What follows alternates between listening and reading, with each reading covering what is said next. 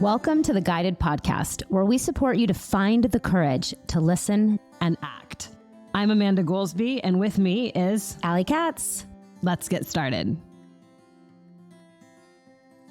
Welcome back to the Guided Podcast. Guess what? It's so exciting. Allie Katz and Amanda Goolsby are together on a podcast again. It does feel like it's been a while. It has. Yeah, we had just a few minutes, it seems like, together in Las Vegas when you flew in and flew out really quick. Not time enough to record a podcast. And now you are in Arizona and I'm headed to Asheville, and then you're going to Mexico Tomorrow. Yeah. We're both in a season of quantum expansion. Feels that way. Sure feels that way. Yeah, and what I would really love to talk about today is this recent experience in Las Vegas with my lawyer community, because it's a pretty big deal for me, and it is a really strong example of being guided over a very long period of time and consistently listening through resistance and through thinking, my mind thinking it should be a different way. And just in the continued listening and allowing life to lead me, I kept getting led back to my lawyer community, to the reality that I'm a lawyer. I went to law school. So I had this very strong resistance for so many years to the reality that I was a lawyer and that I was training lawyers. And I really thought that I was meant to do something else, that I was meant to be a spiritual teacher or a coach. And, I always had like these other lines of businesses where I wasn't just working with lawyers. I was working with other business owners and helping them to build their businesses. And now I can feel the way that was kind of an avoidance of, again, myself as a lawyer and really just surrendering to serving the lawyer community. And I can see why it was necessary. I can see that I needed to serve these other communities to truly be able to understand and appreciate and be in just immense gratitude for how amazing the lawyer community is. And I'm also with the part of myself that's like, if I had just focused sooner, I'd be so much farther. And I'm having a lot of compassion for that part of myself right now, trusting that I followed the exact path that I needed to, that guidance was truly guiding me exactly as I needed to be guided. And I couldn't have done anything faster or different, that it all had to happen the way that it did. But I will say that going to Las Vegas was this almost like a homecoming. So what I was there for was the Wealth Council Symposium. And Wealth Council is an organization that in so many ways was the reason that I went out on my own and started my own business 20 years ago. It was 2003. And I was working at the big law firm at Munger, Tolles & Olson. And, I was commuting an hour each way. And I was pregnant with my second child. And it had become clear that I was going to start my own law practice at some point. But I was really trying to make it work at Munger, Tolles because the 6-figure paycheck was amazing. And I had this really awesome corner office. I have no idea how that occurred. Somehow I got a corner office with these great windows, and life was really working in some ways. I was working out at the gym in the mornings, and I'd found this coach that I was working with, and the firm was giving me a lot of leeway to really build my own practice. But I wanted to have a document drafting platform because we were still doing like search and replace. This is before your time, Amanda. You really grew up with internet all the time. I have no idea what search and replace is. Never, ever in my life have I ever heard that term. So basically, search and replace, and lawyers will know this, is when the law firm partner is like, okay, go find that other set of documents that we worked on for the Jones family and just search and replace all of those documents and put in the name Smith family. And you would create an entire... Oh, yeah. It's the find function in Google Sheets. Yeah, exactly. Control F4 or whatever it is, where you can search and then... Well, we didn't have Google. Search and replace. We didn't have Google back then. We had Word. We had Word Perfect. It was like Word Perfect or something. I'm following. Yeah. I'm following. So there were all sorts of mistakes because we're just searching and replacing. And there was very little sophistication because the documents could only ever be the same as the prior documents. And I knew this wasn't the best way to do things. And I was an early adopter. Like I was on AOL, Instant Messenger, probably before most people, were doing like instant messaging. Anyway, I just super loved technology back then. And and this new software platform called Wealth Docs came out on the scene. And I was like, oh, I want this. This is so cool because I can't even explain it to a non-lawyer, but like you could do data entry and you could like select these radio buttons and it would like spit out the documents and the documents stayed up to date. And I just want to say this sounds so boring, but I'm going to keep listening. It was very exciting and I really wanted it. And the law firm wouldn't invest in it. So anyway, the law firm wouldn't invest in it. And this was part of my sign that I needed to go out on my own and that I could go out on my own because I wouldn't have to know everything myself. I wouldn't have to rely on a senior partner to, and his 20 or 30 years of knowledge. I would have this whole community and I would have this whole community that was focused on making sure that my documents had the most up-to-date content. So I went out on my own right after. So my son was born in March of 2003.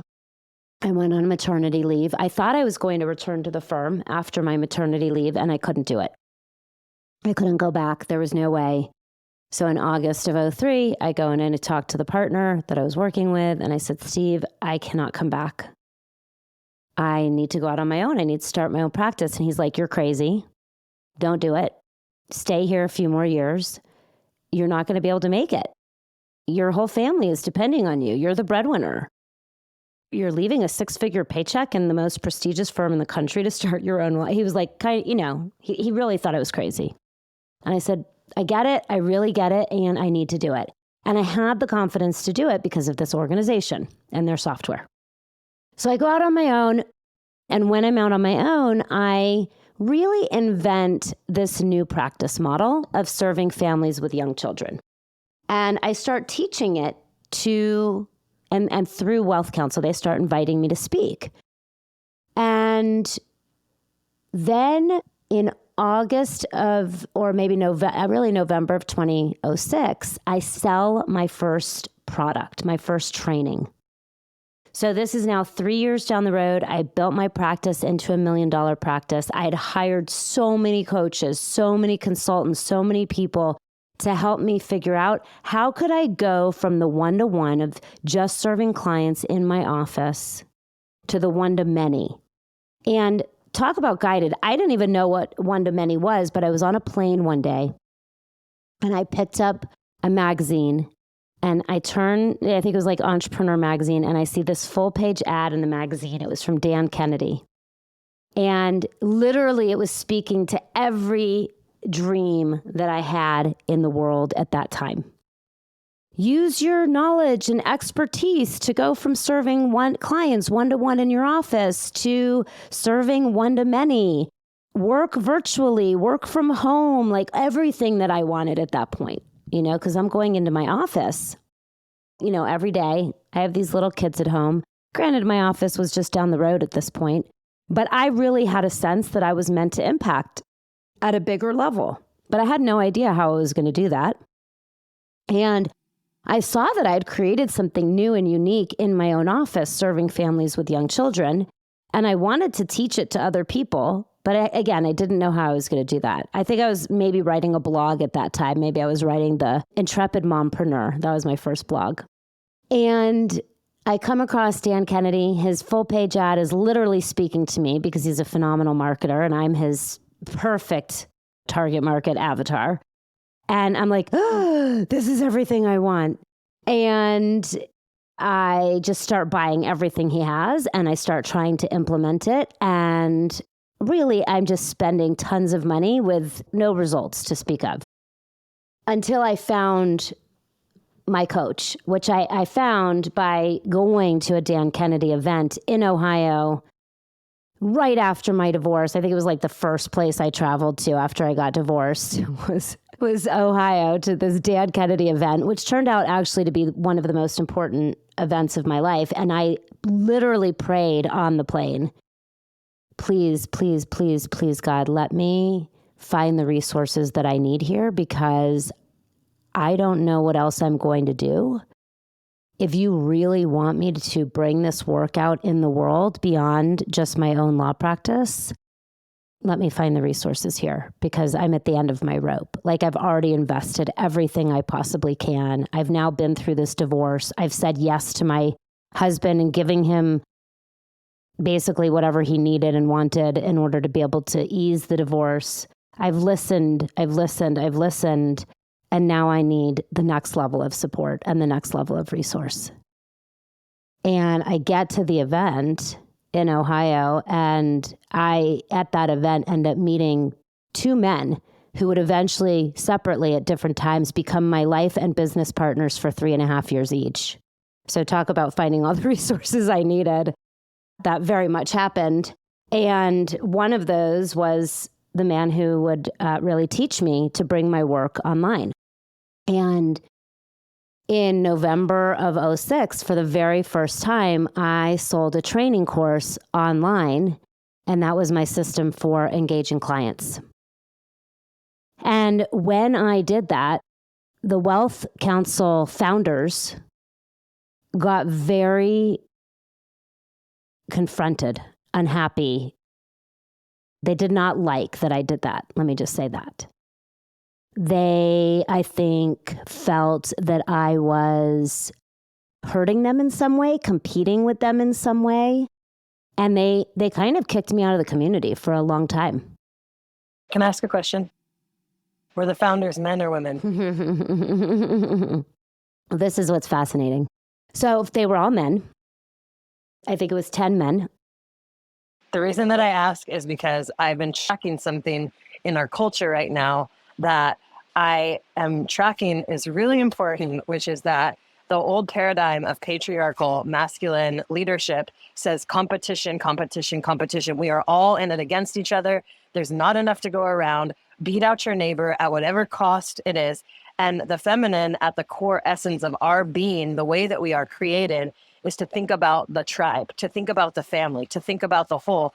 And co-creation is the essence. It's women coming together to say, how can I help you? Oh, you want me to watch your kids while I go do something? Mm-hmm. And then I'll watch your kids while you do something. Mm-hmm. And so the reason why I asked that question is because whenever I hear a story about someone being kicked out of a tribe because they were bringing something forward or being kicked out of a community, it's interesting how 90% of the time that I ask that question, it's men. And I'm not saying that I don't like men or I think men are bad or I think men are wrong, or I just want to presence that the new paradigm of integrated leadership that I am a stand for says that there is no such thing as competition. That's my belief. So anyways, continue on.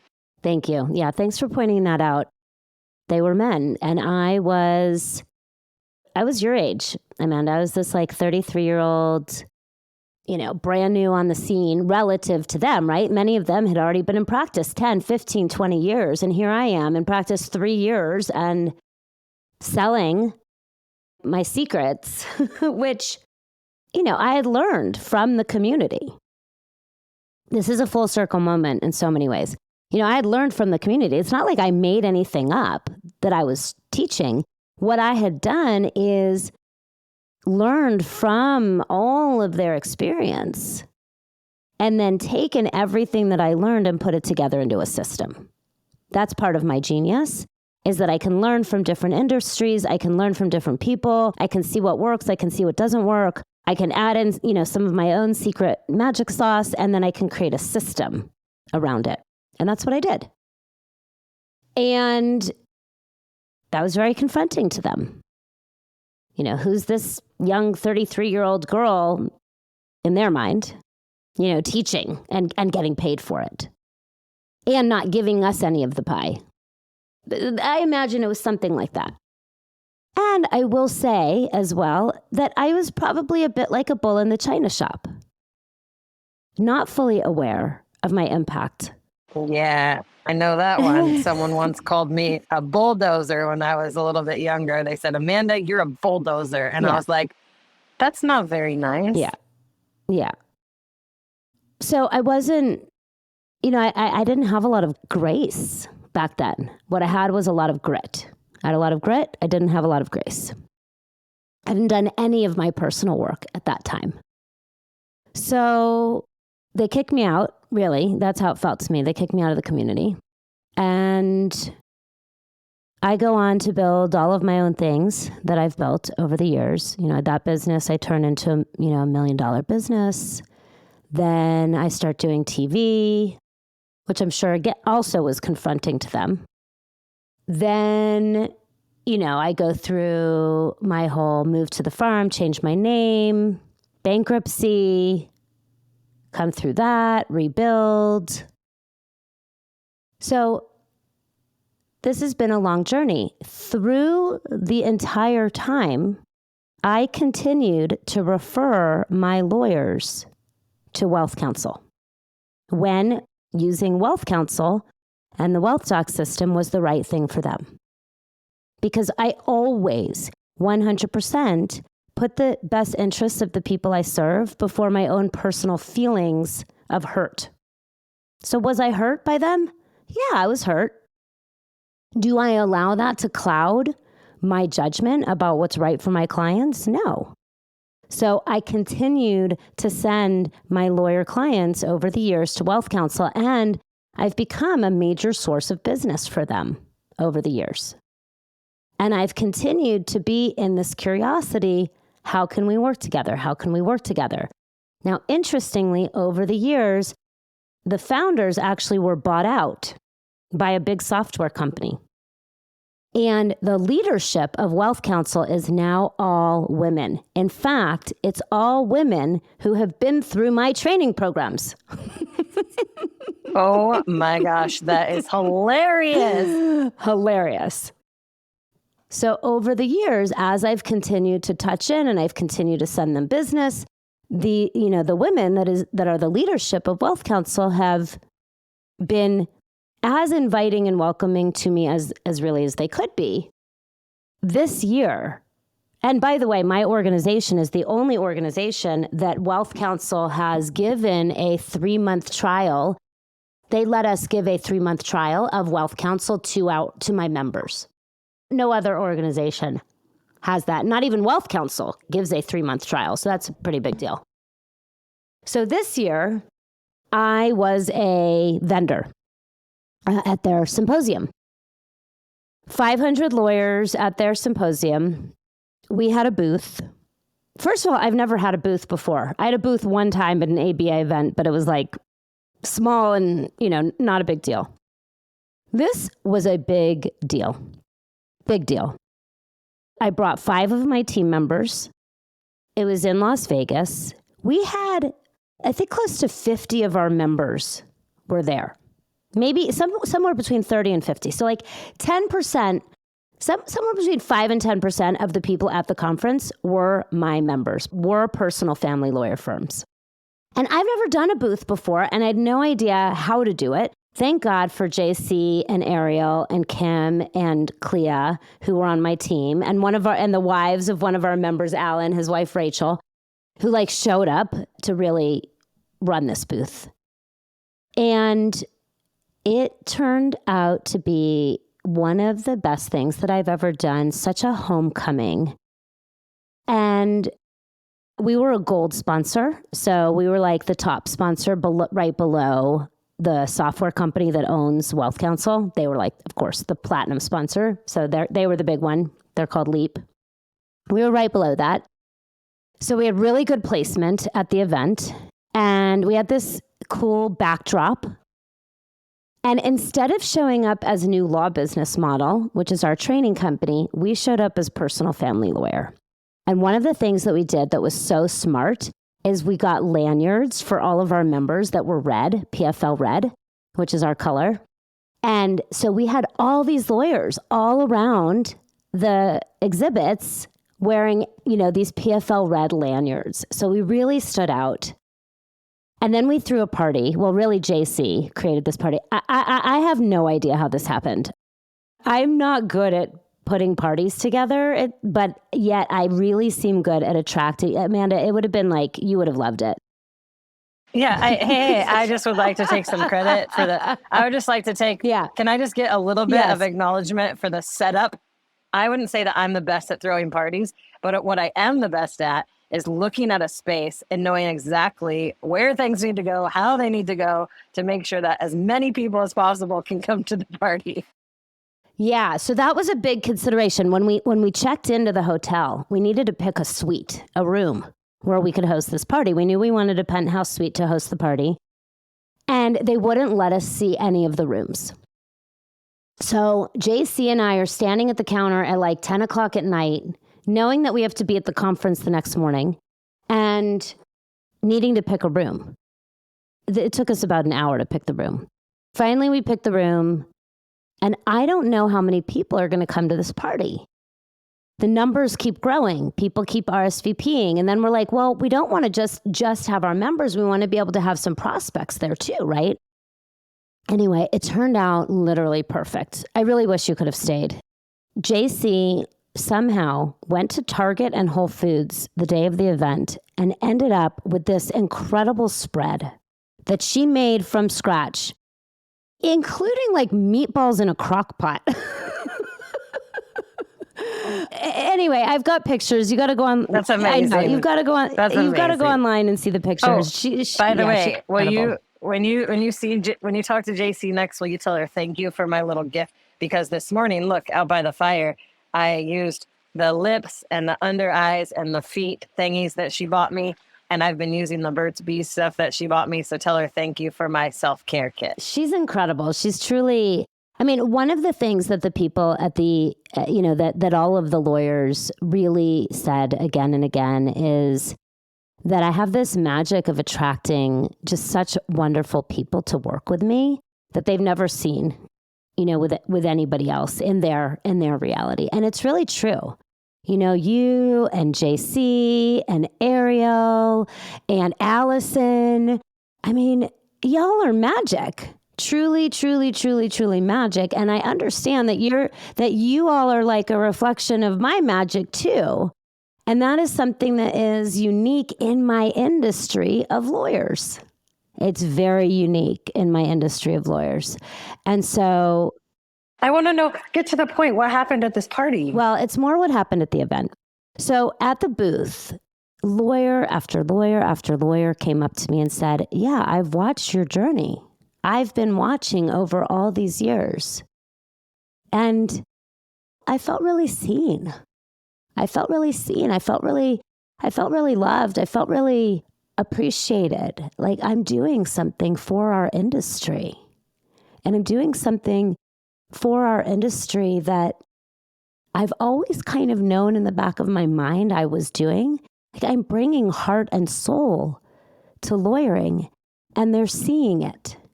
And they may not have understood it along the way. Heck, I barely understood it along the way. And it may have looked really weird, with all my name changes and with, really needing to go through this journey that I now understand is the journey to financial liberation, so that I could bring a new model forward, because I needed to live it in order to bring it. Like it couldn't have happened any sooner or any different, because I actually needed to live it through my own being in order to be able to bring it. And then to have my own members, one of my members, so two of the members that were there, this one member, she's 33 years old. She just hit $1 million in her practice. And, for her to come up to me and tell me how I impacted her as she was going through her divorce. And she was able to move through her divorce in the way that she was because of the guidance that I gave her. And then to have another member come up to me and say, the best guidance you ever gave me had nothing to do with my business. It had to do with my son. And the way that you helped me. Can I mention something?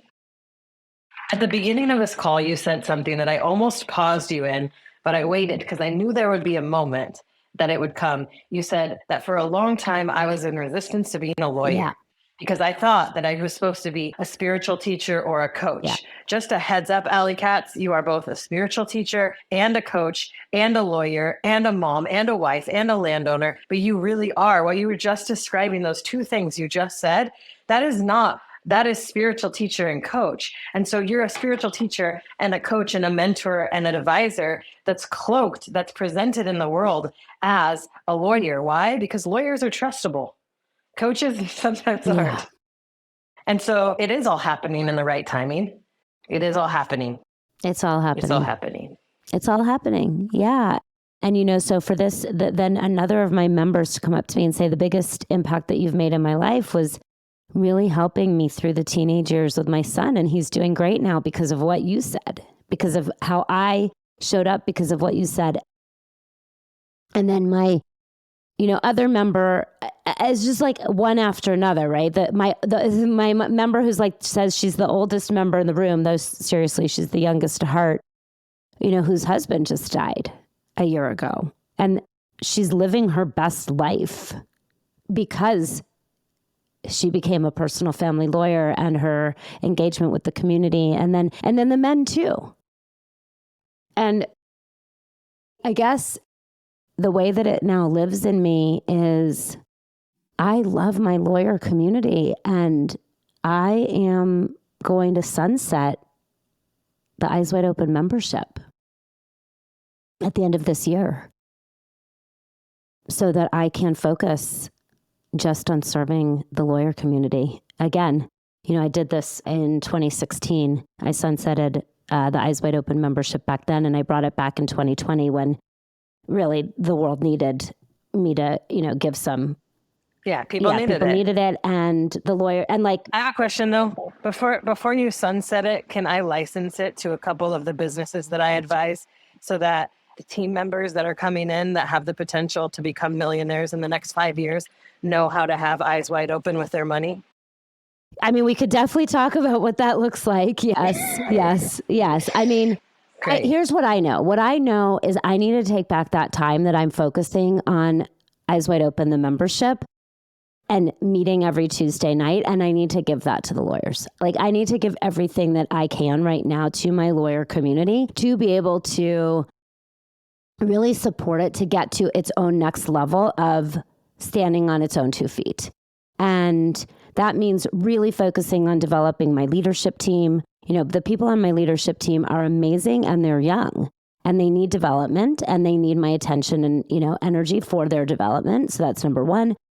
And then the way that I want to be serving the world is through personal family lawyer, and really focusing on building this consumer brand to educate people about making eyes wide open decisions. Of course, I just need to not be getting paid through Eyes Wide Open, the membership, because when I get paid, then I feel duty, obligation, something like that to actually give energy that direction.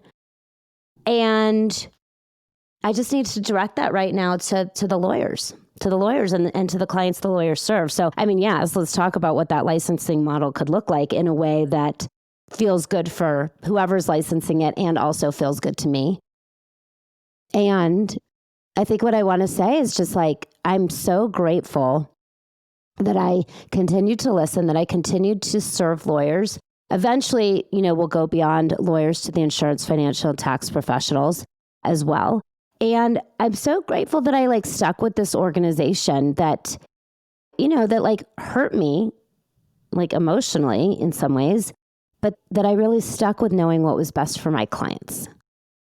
And I continued to give, even though they weren't giving to me. And because that was what was right. And I patiently waited until they saw me. And now they do. I got to meet with their director of marketing about like, how can we do more together? It's all happening. You know, it's all happening. I'm very curious about what else we can do together. I'm very curious about how to bring even more to my lawyers because they clearly want more. They want more. And now so many of, my spiritual healing community, friends, want to serve my lawyers. So I could see this is like coming together even more. And I'm just so excited about where we go next.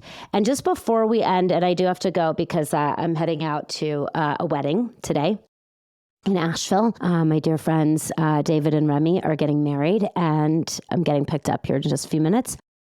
But the thing that I want to talk about with you next is I'm considering going to Ukraine over Thanksgiving to deliver trucks to soldiers. And before I make a decision, I want to have a conversation with you about it. Why do you want to have a conversation with me? Just to help me sort out my thoughts and feelings about it. And like, is this the right? Oftentimes part of the way that I am guided is to speak out loud and to receive reflection. Are you a sacral authority or emotional I'm authority? emotional. Okay, just wanted to check. Yeah, like I don't know until I ride the wave, and part of me riding the emotional wave is speaking out loud, receiving reflection, seeing how the reflection feels in my body. That's how I oftentimes discover my own truth. And so I want to talk to you about it. I have booked the flights. Anyhow, I'll tell you all about it next time we talk. When is the next time we talk based on, because you're going into a whole journey yourself.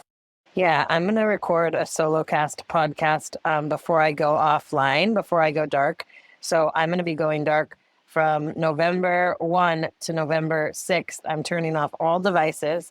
I'm not using, the only thing I'm going to use is my Remarkable to just journal and write notes for those 6 days. So no iPad, no iPod, no music, which is like the biggest thing that is like actually the scariest part about this whole journey is not having my music for 6 days. It just shows opportunity to practice the art of non-attachment. So the next time that I'm going to be coming back online will be midday on the 6th.